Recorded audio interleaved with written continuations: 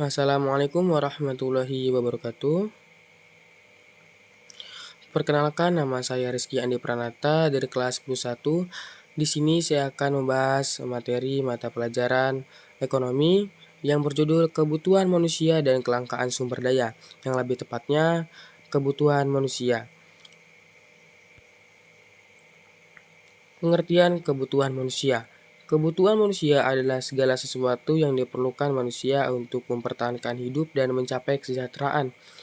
Kebutuhan manusia bersifat tidak terbatas, sedangkan sumber daya untuk memenuhinya terbatas, sehingga timbul masalah kelangkaan. Kebutuhan yang tidak terbatas. Setiap individu memiliki kebutuhan yang hampir tak terbatas. Jika setiap orang diminta untuk membuat sebuah daftar kebutuhan, kebutuhan itu akan sangat banyak, bahkan hampir tak terbatas. Kebutuhan yang tidak terbatas pada dasarnya bukan masalah titik, namun akan menjadi masalah ketika kebutuhan yang tidak terbatas itu bertemu dengan sarana pemenuhan kebutuhan yang terbatas. Jenis-jenis kebutuhan. Jenis kebutuhan yang dapat dibedakan berdasarkan tingkat intensitasnya, subjek yang membutuhkan, waktu pemenuhan kebutuhan, dan sifat pemenuhan kebutuhan. Selanjutnya, jenis kebutuhan berdasarkan tingkat intensitas. Berdasarkan tingkat intensitas atau keharusan pemenuhan kebutuhan, kebutuhan dapat dibedakan menjadi kebutuhan primer, sekunder, dan tersier. Yang pertama, kebutuhan primer, yaitu kebutuhan manusia yang harus dipenuhi untuk melangsungkan hidupnya. Yang kedua, kebutuhan sekunder, yaitu kebutuhan pelengkap adalah kebutuhan yang dipenuhi setelah kebutuhan primer. Contohnya sepatu, tas, dan peralatan untuk bekerja. Yang ketiga, kebutuhan tersier. Tersier yaitu kebutuhan yang bersifat mewah. Umumnya tujuannya pemenuhan kebutuhan ini adalah untuk menaikkan status sosial atau aktualisasi dari seseorang. Jenis kebutuhan berdasarkan subjek yang membutuhkan. Jenis kebutuhan menurut subjek dibedakan menjadi kebutuhan individu dan kebutuhan umum. Yang pertama, kebutuhan individu, yaitu kebutuhan yang hubungannya dengan berbagai individu yang berbeda.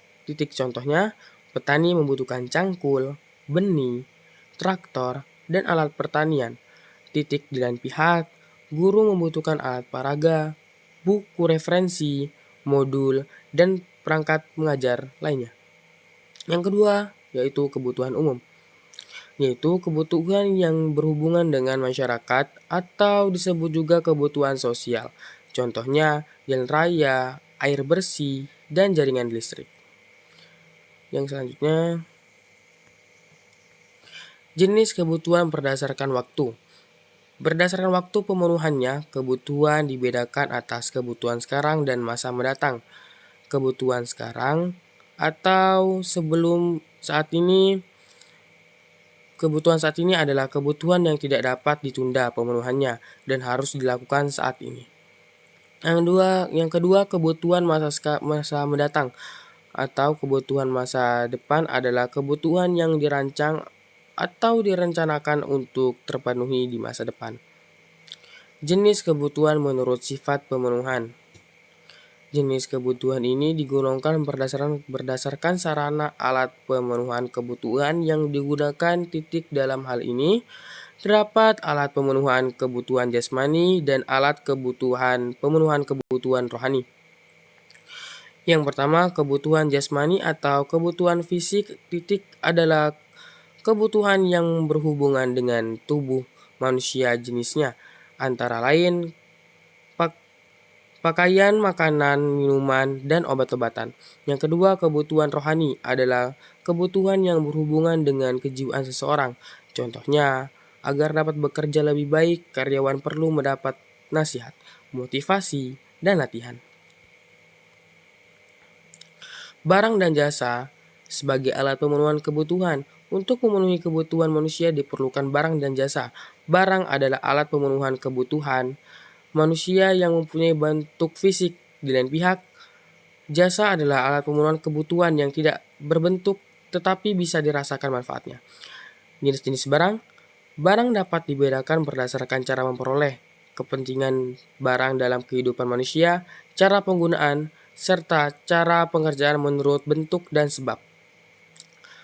Berdasarkan cara memperoleh, barang dapat dibedakan menjadi dua barang, ekonomi dan barang non-ekonomi. Yang pertama, barang ekonomi. Barang ekonomi adalah barang yang dapat didapat dengan cara mengorbankan sesuatu untuk mendapatkannya. Contohnya, baju, komputer, dan sepatu. Yang kedua, barang non-ekonomi. Barang non-ekonomi atau barang bebas adalah barang yang bisa didapat tanpa pengorbanan atau biaya. Barang-barang ini biasanya tersedia di alam. Contohnya, sinar matahari, air, sungai, pasir di pantai, dan di udara. Berdasarkan kepentingan barang dibedakan menjadi barang inferior, barang esensi, barang normal, dan barang mewah. Yang pertama, barang inferior. Barang inferior adalah barang yang pemakaiannya dikurangi jika pendapatan bertambah, dan sebaliknya. Yang kedua, barang esensial adalah barang yang sangat diperlukan untuk memenuhi kebutuhan sehari-hari. Yang ketiga, barang normal adalah barang yang permintaannya bertambah ketika pendapatan meningkat, dan sebaliknya. Yang keempat, barang mewah adalah barang yang berharga mahal dan dapat menaikkan status sosial penggunaannya. Yang selanjutnya, berdasarkan cara penggunaan, barang dapat dibedakan menjadi barang pribadi dan barang publik. Yang pertama, barang pribadi adalah barang yang dimiliki dan digunakan oleh individu atau perorangan. Yang kedua, barang publik adalah barang yang digunakan untuk kepentingan banyak orang atau masyarakat umum. Yang selanjutnya, berdasarkan hubungan pemakaian, barang dapat dibedakan menjadi barang substitusi dan komplementer. Barang substitusi adalah barang yang dapat menggantikan barang lain. Contohnya, jika harga beras mahal, maka orang mengkonsumsi jagung atau singkong sebagai pengganti. Barang komplementer adalah barang yang kegunaannya semakin bertambah jika digunakan bersama dengan barang ini. Contohnya sepatu dengan kaos kaki, serta mobil dengan bensin. Dan yang selanjutnya, berdasarkan cara pengerjaan atau proses pengolahan barang dapat dibedakan menjadi barang mentah, barang setengah jadi, dan barang jadi.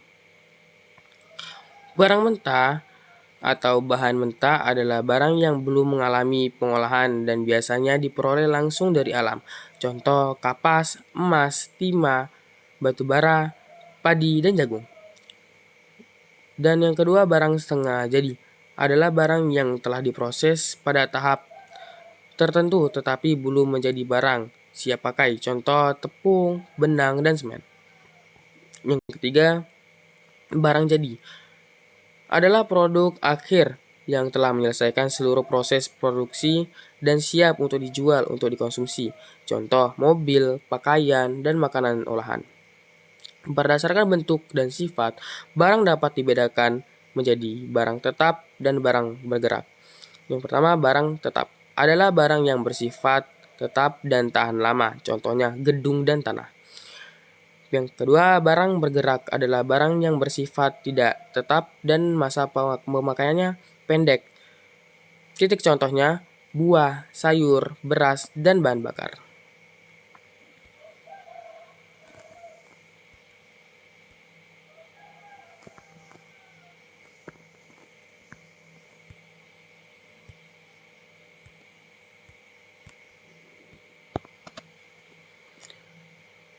Sekian dari saya. Terima kasih. Wassalamualaikum warahmatullahi wabarakatuh.